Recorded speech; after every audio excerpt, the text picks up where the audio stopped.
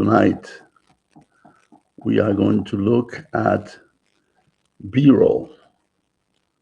We're going to explain it. I'm going to provide you with 7 tips using DaVinci Resolve. This is an advanced look at my upcoming video. I want you to know that invisible barrier to success. Why some people succeed, why others do not. So is there a barrier to success? I know many creators often ask me, why is B-roll actually making people leave my videos? Understanding that creators often use B-roll as secure for low retention. But if B-roll is supposed to make video more interesting, why? So much of it actually makes the video feel boring and make it look amateurish. Let me show you a infographic. I'm going to speak for a few minutes on this thing. This is the entire steps that I'll be discussing to go from low retention where your audience are leaving, that most beginning creator are actually using, to a high retention and engaged audience that some of the professionals are using. The invisible barrier to success. We're going to talk about mastering B-roll for retention and for storytelling. We have all been there. You spend 10 hours filming a beautiful A-roll talking head. Then you realize you're just sitting there for 10 minutes. As you know, A-roll is the main feature of your topic. Like in here, this is not filming, but it's actually, if you look at the infographic, you'll see the main story. It's considered the A roll. The talking head is considered the A roll. The infographic is considered the B roll. So, like for example, if you change scene to this right here, on the left here, you'll see uh, a preset of my video, a pre-look of my video, an advanced look of my video, where you have the segment, which is called here will be the B-roll, and my talking head that you see on the upper right will be basically the A-roll, right? So that's what the difference is between A-roll and B-roll. So I'm going to leave that in this section here so you get an idea of what I'm talking about. So if you had an opportunity to go back and take a picture of my infographic, that will kind of get you through the entire video without any challenges. So hopefully you are able to capture that and it'll help you get through the video in there. So you go and shoot. You first start with the A-roll and you realize you're just sitting there talking for 10 minutes, right? So if I just show you my talking head, that basically means that I was there for 10 minutes just talking. So what will most creators do? They will go out and they shoot some extra footage, which we're going to call B-roll. They should have footage of the coffee cup. They should have a video of the cat. They should have video of the street outside. And why would they do that? They take all those different clips, if you will. Now they cut it and they drop it into the video. They hit export or upload on YouTube and wait for the views to explode. And then what happened? You look at your analytics and you ask yourself, where's the audience? The audience didn't just stay. They skipped, or worse, they left. Stay tuned because tonight or today we are going to show you that B-roll is not extra footage. B-roll is the connective tissue of your story. By the end of this masterclass, you won't just shoot B-roll, you will engineer it. And this right here is a companion to what you're seeing on the left, right? I'm sort of creating a video that matches this live event. So you're seeing some of the B rolls and A rolls that I plan to use uh, with the video. So right now it's not synced up because the main purpose of tonight is to talk about the B rolls in general, right? Now let's continue. One of the basic problems is that creators use B roll as wallpaper to cover up a boring screen rather than using it as a storytelling tool. If you keep using a random cutaway, your average view duration will continue to slide down. And what happens when your average view duration drops? YouTube will start giving you impression.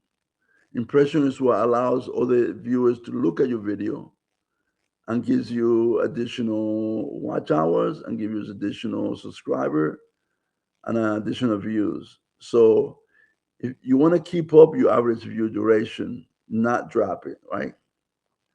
And YouTube will take it away and give you less because the viewer are signaling that the video lacks cohesive energy. Wow. So you say, well, how do I fix that? Well, this is how you fix it. You shift from visual decoration, meaning that your B-roll is just basically decoration covering a blank space of your video, to a visual narrative. And here's an example how you do it. Let's say, for example, imagine a fitness creator talking about fitness. Before, he would use boring B-roll, meaning he would show random shot of the gym, right? The gym where he filmed last week. And that's the B-roll. That's the entire section of the B-roll. But once he learned through this class, he would use the following. He will use improved B-roll. And this is how he would do it. He would show a 5 a.m. alarm clock. Well, does that signal an athlete getting up early in the morning? He would show a cold water hitting the face to wake up. And then he would show the worn out sole of the shoes. What does that mean? That he has not only gotten up early, he has worn out and used up a pair of sneakers or a pair of shoes by doing work every day and very often. Now, B roll, as you know, is not a distraction for the speakers, it's not a distraction for the viewers. It is a magnifier of the speaker's message. So the B roll should increase, magnify, improve the message that the viewer is trying to convey. Now, even with the right shots, your edit might still feel clunky. That brings us to our first core technique. Now we're going to begin talking about the different techniques that we're going to use. But here's an engagement question for you. To stay engaged, tell us in the comment, what is the one B-roll mistake you see often in YouTube videos? Tell me in the comments, and that will ensure that we kind of have a back and forth dialogue and that we are engaged, right? So it's tip number one. It's called match cuts and the invisible bridge. Creator often asks me, how do you hide the seams of your video? And why do some transition feels like magic while other transition feels like a glitch in the matrix? That's a very good question. Now, the biggest mistake beginners make is called B-roll dumping. You finish one sentence and then pop, there's a random shot out there that comes up. It feels jarring. The pro secret is the match cut. So let's see if I could show you some example of that a little bit. Let's see, let's go here. So if you see here, you have to have layering, and this is the Vinci Resolve. It's a random video, it's got nothing to do with this. But you have one, two, three, sometimes you have as many as four different layers of the video, and that's help you. And what you see on top here is to help you a transition between one. If you look on top, one. Give me a second. Oops. Transition between. If you look at the top. I'm trying not to have the sound in there, but it shows a different transition between the videos and the different clips. Sort of jumping, right? This one's not in tandem, is side by side. So you're basically able to see a couple of things in here. We're going back to this in a few minutes. But what you want to do is you want to layer your clips, whereas one is a transition to the other. So let's see if I could show you that on the actual video here. This one will have some sound. This is a beginning of the. 7 tips to make your video cinematic. So this is the thumbnail, and this is the. So you see, there was a sort of a smooth transition between the prior B-roll to this B-roll, right? So you don't, it doesn't just drop in. It sort of seems to have a smooth transition.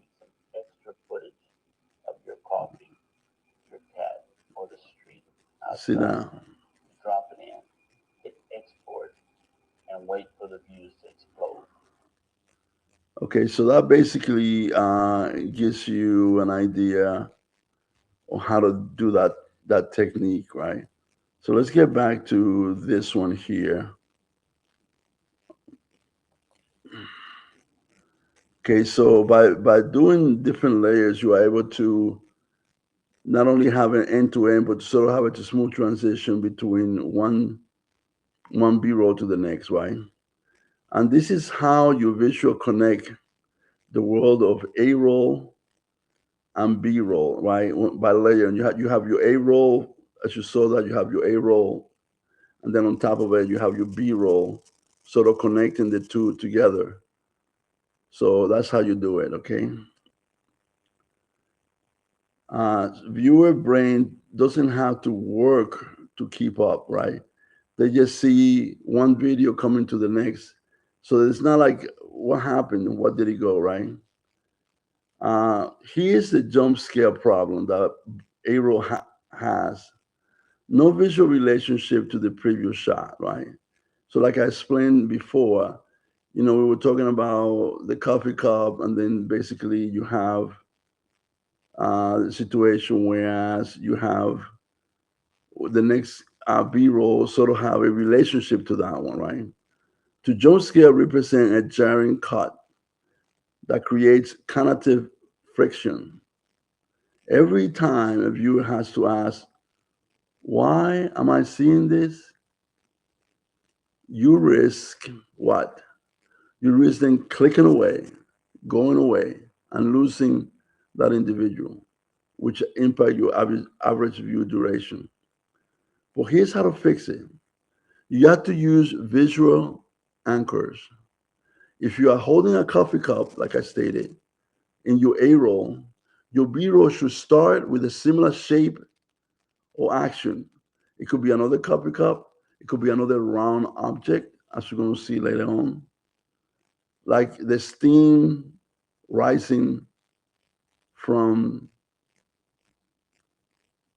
or the hand creating, reaching for the mug.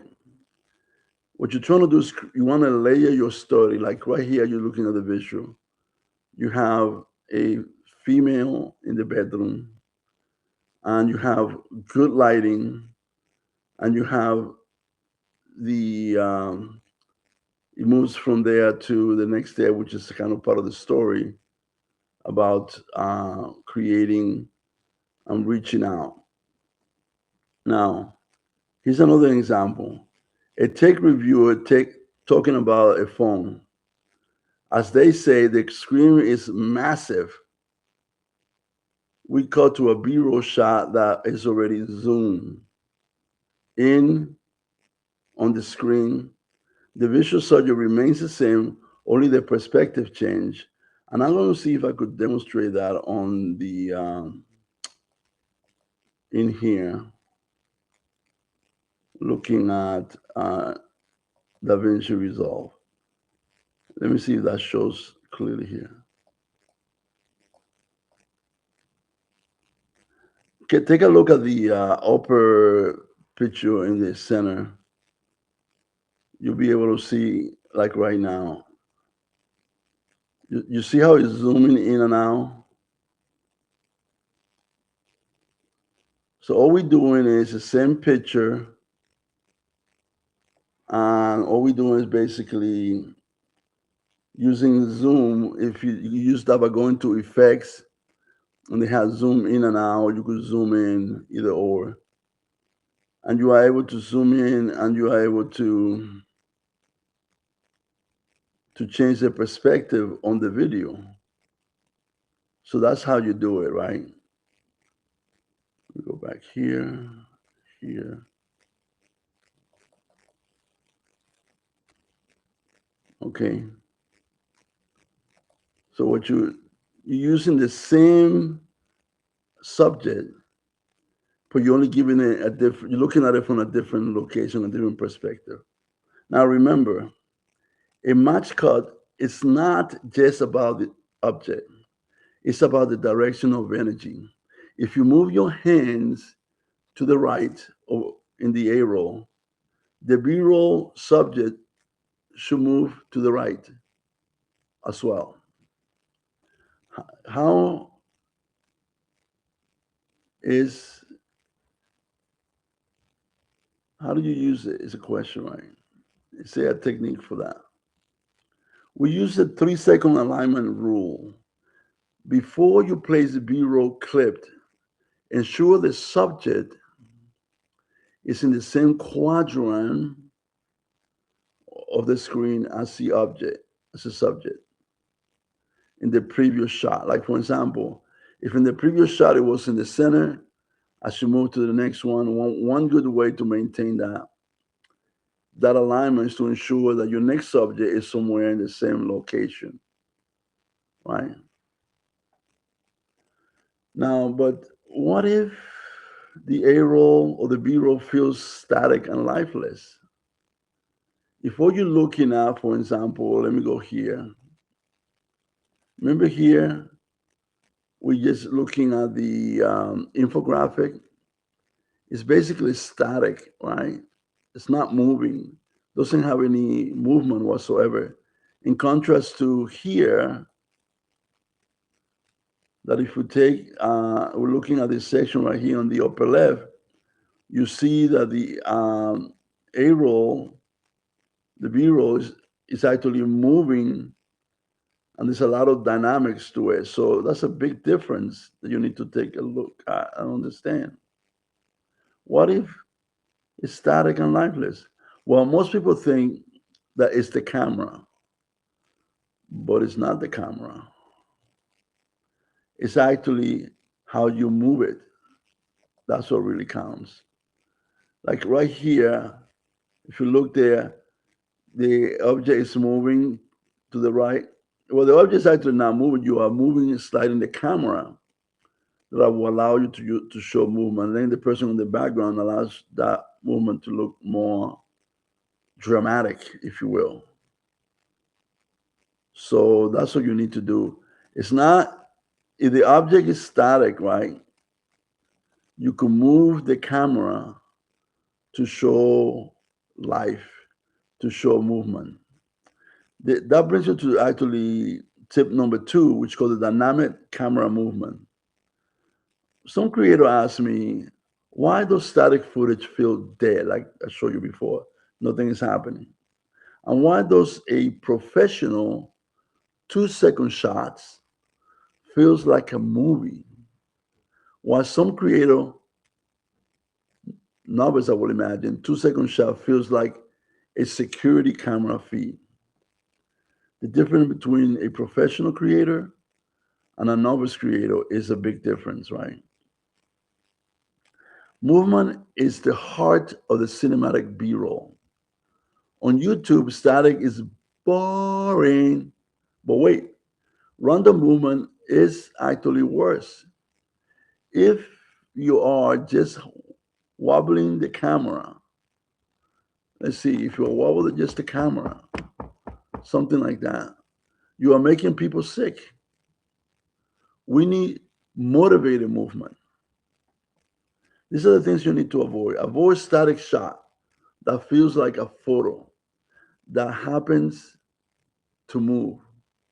And if you remember on the section of the video that I showed you where the we did show initially the thumbnail and we show the infographic.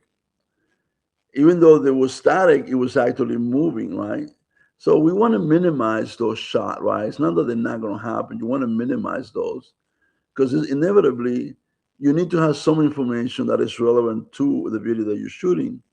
But you want to keep it to a minimum where you have a static infographic, for example, and you basically show some movement of it just to kind of not be boring, right? Remember, without intentional movement, the viewer's eyes stop searching for the frame. Their brain goes into a passive mode and they eventually scroll away. Here's how to fix it. Master the triple threat. Push in for intimacy, push out for context, and the parallax in depth, right? And I think, if I remember correctly, when we were here on the Vinci result, we were able to show you some in and out movement of the object on the subject line of the subject that we're looking at. So that's what you want to do. You want to be able to move in. You have to be able to move out and things of that nature in order to provide some information to your viewers and provide movement. Okay, I'm going to change it. Go back to the infographic. So the infographic kind of walks you to the different tips. We talked about the match cut and invisible bridge. We talked about dynamic camera movement, and we're about to move into the lighting your B-roll. We're going to talk about that in a few seconds. Okay.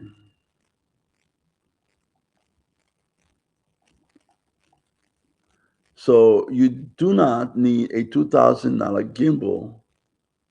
You can use your body as a human slider by keeping your elbows tucked together and moving with your feet. Like for example, I'm gonna try to do this. I don't know how it's gonna work. You could just move your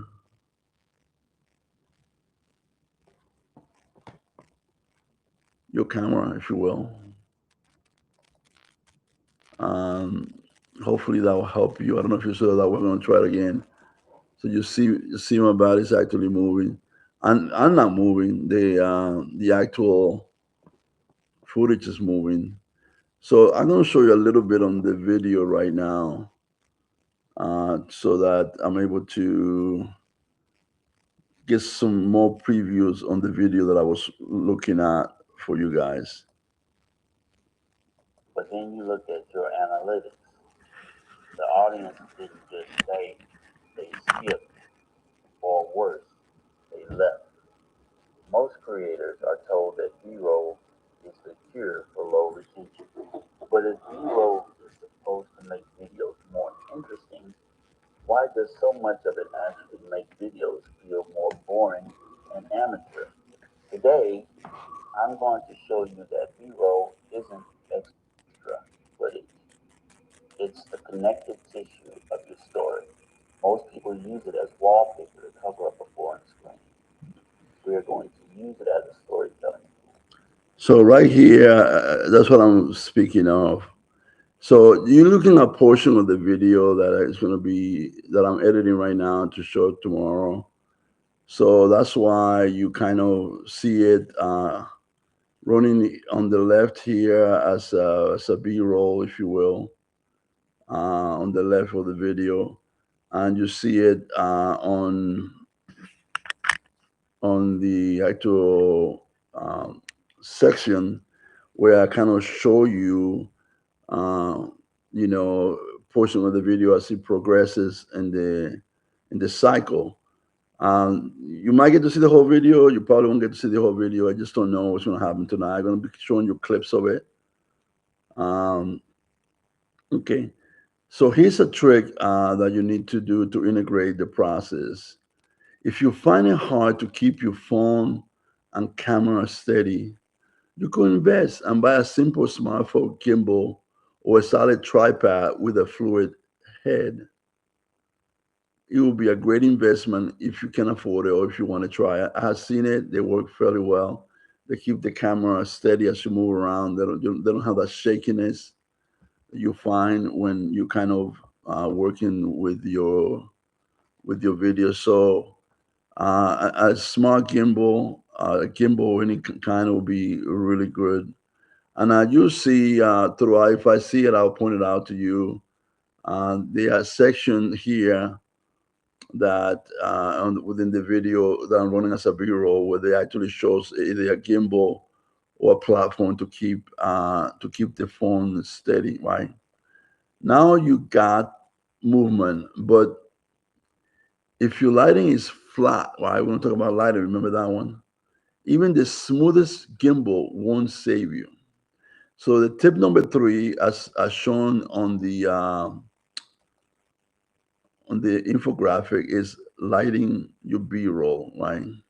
I'm going to talk about the 45-degree rule. So in addition to giving you a tip and giving you a little short summary of what it is in here, you can always refer back to it and when you go into the video again. That's why I suggest taking a screenshot of this section here so you are able to kind of stay with me when I go into that. Now, one question is, can you shoot cinematic footage with zero light? Why does footage shot in the dark room sometimes looks better than the footage shot in a bright office? Well, cinematic is not a resolution, it's a shadow. Beginners think more light equals better, right? Oh, was well lit, I could see what's going on.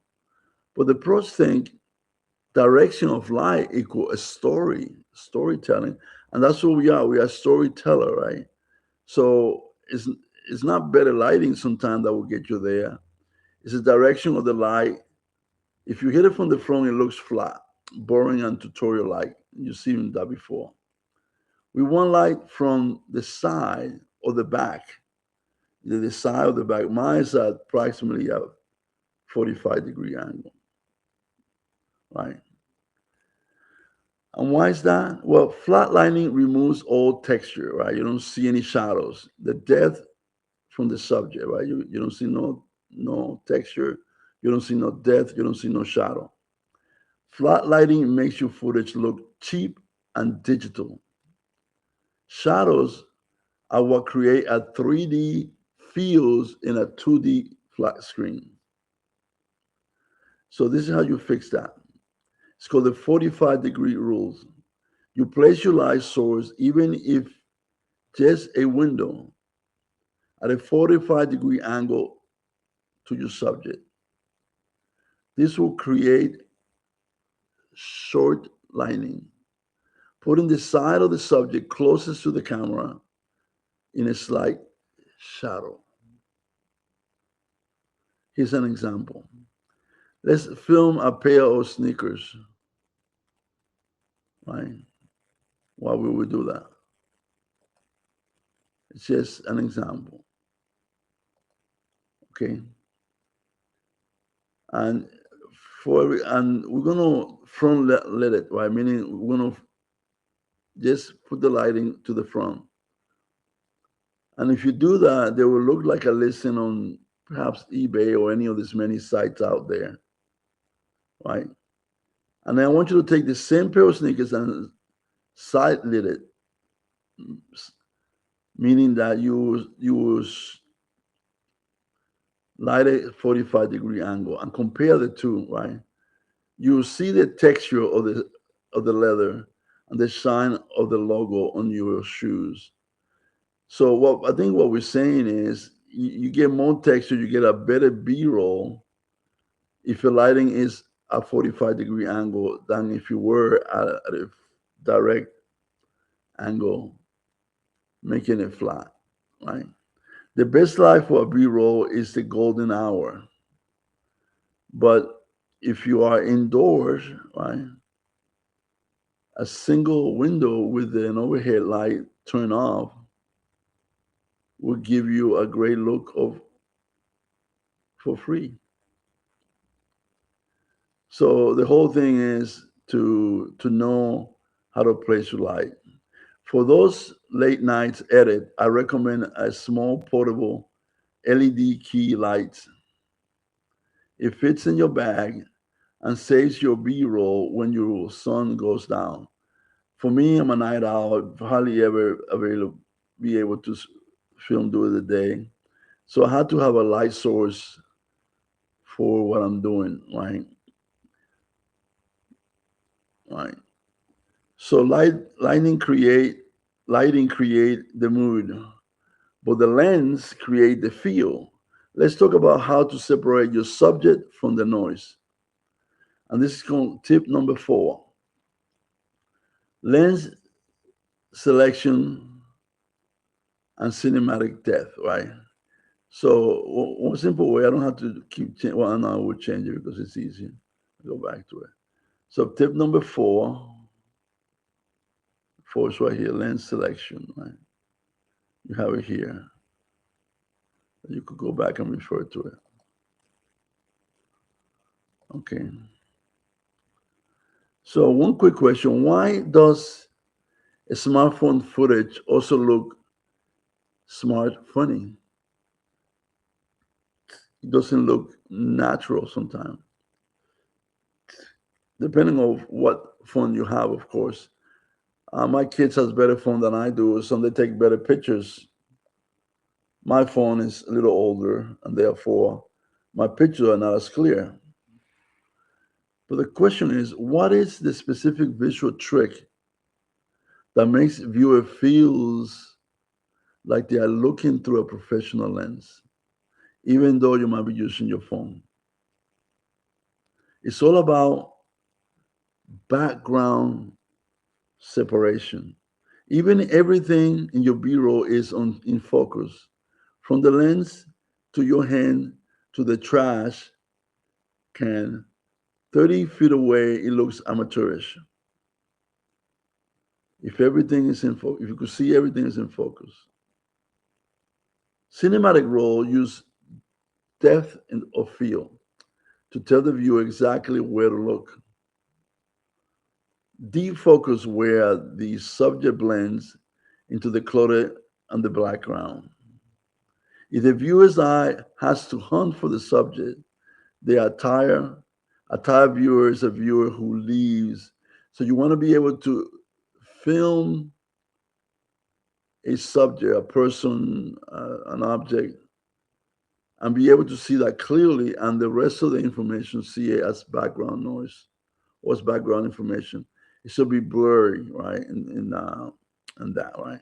So this is how you fix that. You use a tight focal lens. If you are using a smartphone, use a cinematic mode or simply move the subject further away from the background, right? So you have the background, and then you have the subject, then you have your phone. So the camera will look at the subject and everything else will be blurry on the background. That's what you want to see that right now. Here's an example. A travel blogger at a busy market uses wide lens to see the blogger and 50 other people. If you see that many elements, it will be chaotic. If you use a tight lens, the B blogger face is sharp and the marker becomes a beautiful blurry wash of color, right? So when you use a tight lens, you'll be able to see the individual clearly, but then the background information will be blurry in nature, right? And that's the issue there. So compression lens, longer lens zooming in don't just blur the background; they pull the background closer to the subject, making the shot feel more intimate because you are able to see the face. You are able to see if a person is crying. You will be able to see the smile a lot clearly. Now, everything we have talked about is visual in nature. But did you know that the cinematic feel is actually 50% what you hear? What? That's tip number five. Tip number five, as you see on in here, is sound design is the hidden weapon that we're going to talk about, which is something, it's not just about visual, right? Creator often asks me if B roll is silent, why is it killing retention? That goes back to what we said earlier. People thought that B roll, you just throw it in there and basically fill out empty spaces on your video. As we've been learning, it is not just doing that. So silence may not be the right approach. So let's see what happened. Now, this is a discussion here. Why does a shot of a car driving feels wrong if you cannot hear the tires on the gravel, even if there is music playing? Well, sound is the ghost in the machine. If you show me a shot of a laptop and I don't hear click clack on the key, my brain knows it's fake. It's totally fake. As you saw on when we had a laptop here where basically it wasn't, you saw the laptop, but you did not see or hear it being working. So sound is a ghost in the machine. Keep that in mind, right?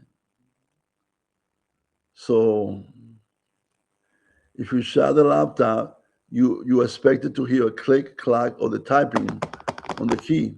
Now, the brain noise fake, and this is the difference between an amateur slideshow or video and a cinematic experience. You will see in the movies or like that where the door is closed and you hear the, or somebody's typing, you hear the typing. That's the reason why, because B-roll is not about just a visual. It's about the sound that you expected to hear. If a car is driving on the gravel, you hear that sound as you go through. It is expected. It is expected, right? Disconnected audio is a problem. Only using background music is ignoring the world of the footage, and that is a problem. Visual without sound feels hollow. The viewers feel a subconscious sense of unease, which lead them to do what? To disconnect from your story and leave and go find something else. Now, let's see if I could get an example or how would you include that into your video. So let me see first of all. I gotta go to here, I believe. Right. Let me see if that will come out. Sound. So let's, for example,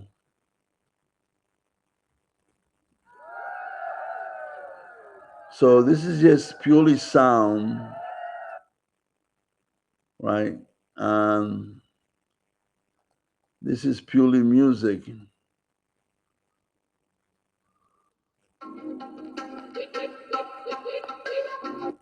So what you would do basically is you will load that into your media pool. And what you would do basically is this is a music sound. You could load it like this. And this is the sound that you heard. So you could load it like here.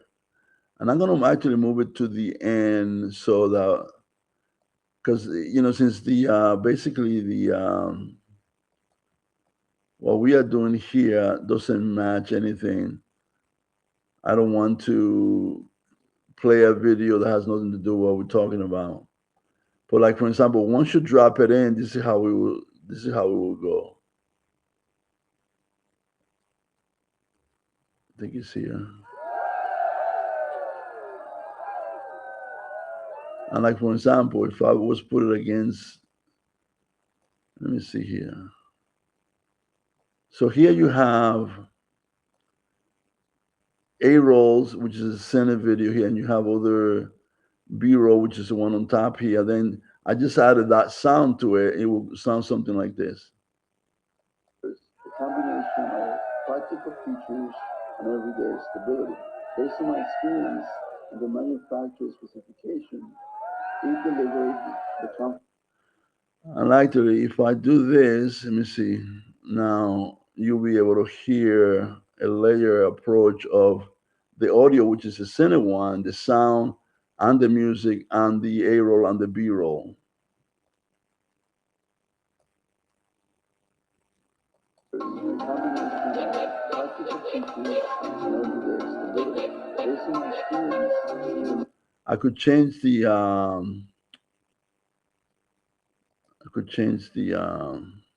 volume by normalizing the video. Let me see here.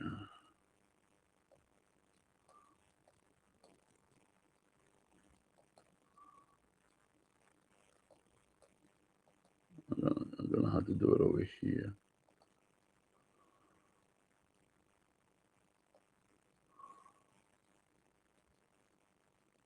You could just right here under the inspector, and you could change the volume of the video. You could change the volume of anything you want in here, but let's see how it will sound with the different layers of stuff. the combination of practical features and everyday stability. Based on my experience and the manufacturer's specification, we delivered. So you have the texture that you and I just picked random sound because obviously we're just working on a test project here. But if you have a video where you're actually closing a door, you want to look for a sound of a door closing.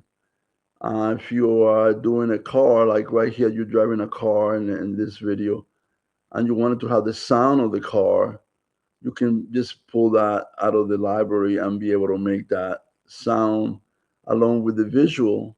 So that will give you the kind of texture that you're looking for. And that's what we mean by, where are we here?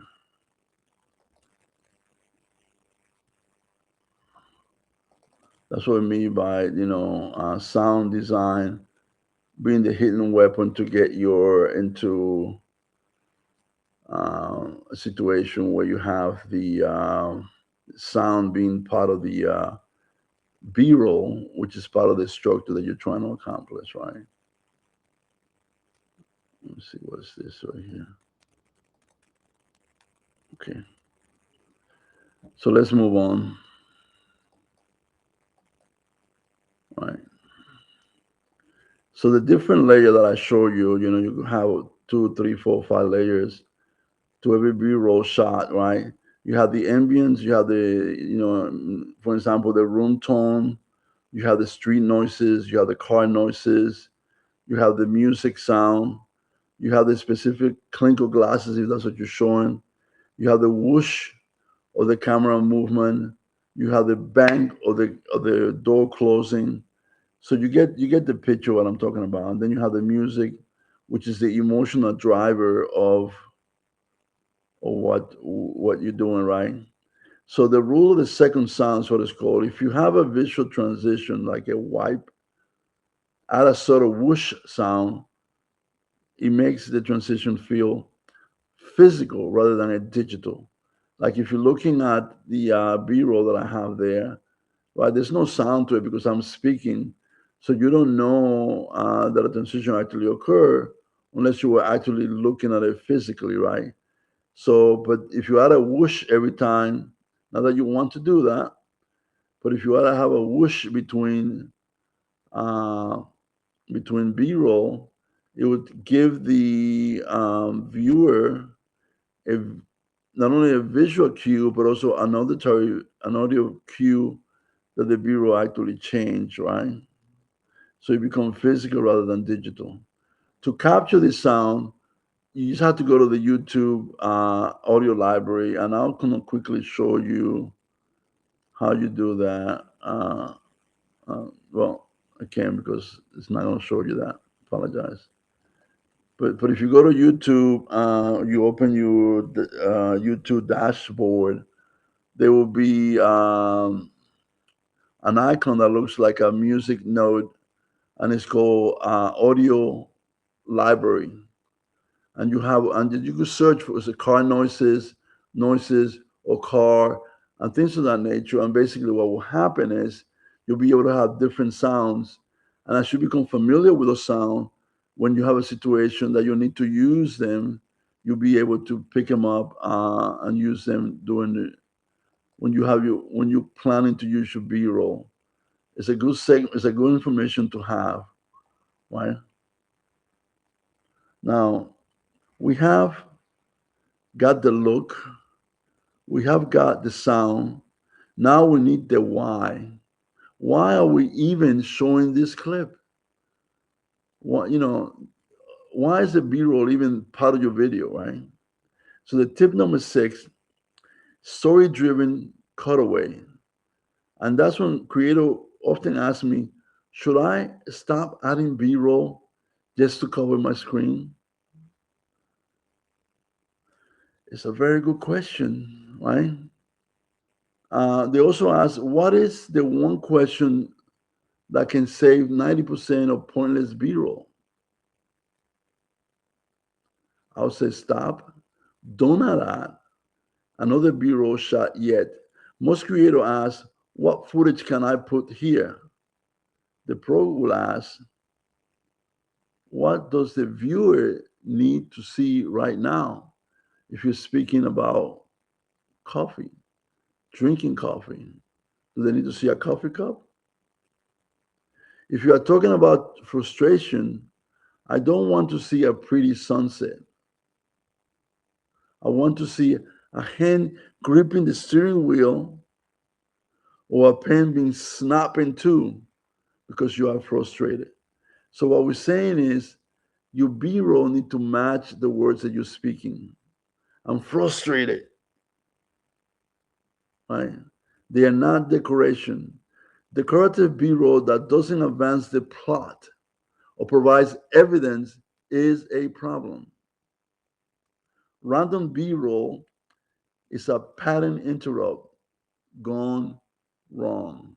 It breaks the viewer's focus on the message and replaces it with nothing. Incredible. Okay, so that's a problem. So how do we fix that?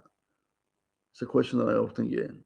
Well, the B-roll decision system adding a before you add a shot, ask yourself, does he explain, provide meaning, does he provide visual evidence of the information that you're trying to convey?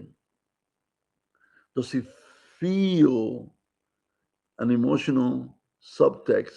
Does it make you feel something? Or is it a bridge to hide and edit? So the answer to those three questions will kind of help you decide whether or not the shot should be added or replaced. If the answer to all this is no, then what is the answer? You are correct. You delete the clip. You delete the B-roll. Get rid of it, right? So that's what you need to do, right? Now, in a business video, instead of showing a generic office people high-fiving, show a close-up of a declined credit card notification. Why would you want to do that? Well, followed by a success notification, and that is the story, right? So if, for example, you want to show a situation in an office and you want to basically show what's going on, you're actually showing action and activity, right? Your action and activity, right? In one situation, you are showing and processing a credit card. And the next situation, you're showing, oh, it was declined. What do we do? Another one situation, you try it again and it works. And then basically, yes, that provides a story of success and progression, right? Remember, B-roll can be used to time travel. What?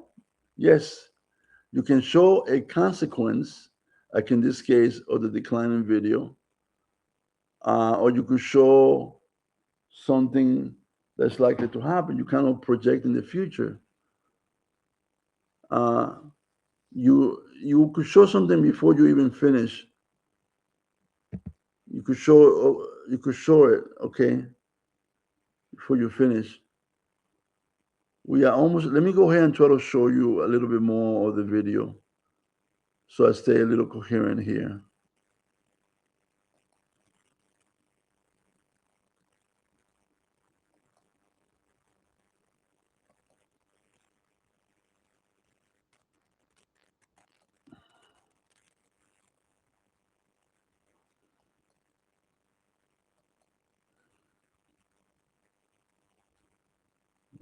You gotta do it differently. I'm going to go ahead and use the B-roll, and I'm going to turn on the sound to show you that. You know, see, I'm able to advance a little bit. To success. We've all been there. You spend 10 hours filming, like the steam rising or a hand reaching for a mug. This layers the story. If a tech reviewer says the screen is massive, we should cut to a shot that is already zoomed in on that screen. The visual subject remains the same, only the perspective changes. This isn't just about the object, it's about the direction of energy. If you move your hand to the right in your main footage, the B-roll subject should move to the right. Try the 3-second alignment rule. Before you place a clip, ensure the subject is in the same quadrant of the screen as the subject in the previous shot. This hides the seams of your video. Tip 2, dynamic.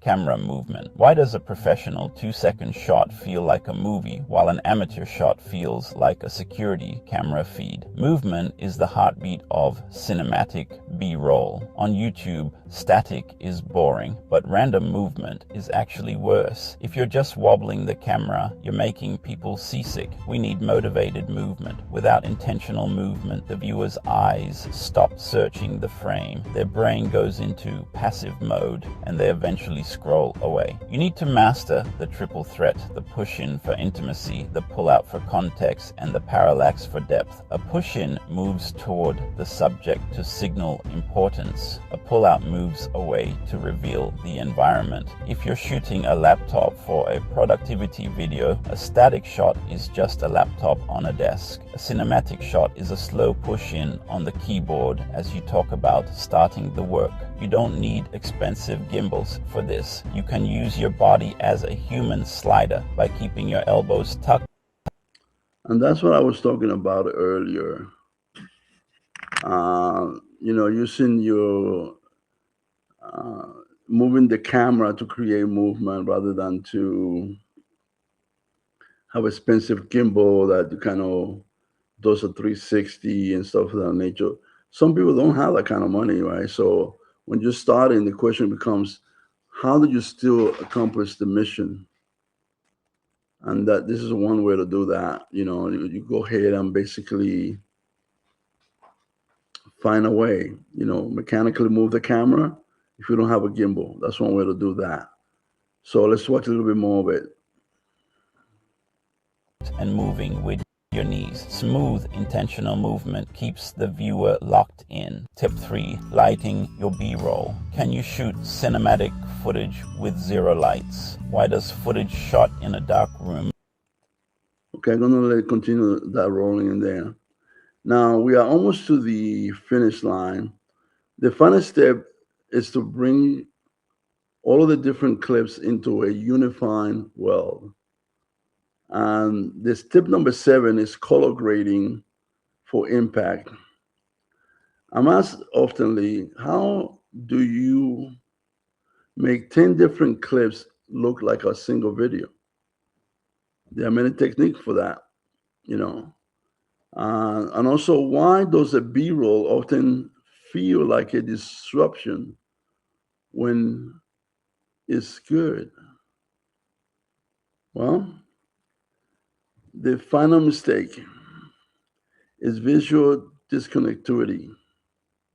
If your A roll is a warm and cozy, but your B roll is blue and cold, you have just told the viewer's brain that the video is over and a new one has started. We need visual glue. We need to be able to visually glue together all the different clips. Inconsistent white balance and exposure between the A roll and the B roll is a problem sometimes. Inconsistent look amateur. It makes your video look like a collection of stock clip rather than an intentional creation. Is there a solution for that? How do we fix that? Well, you need to choose consistency over creativity. And that's the key. You don't need a Hollywood color grade.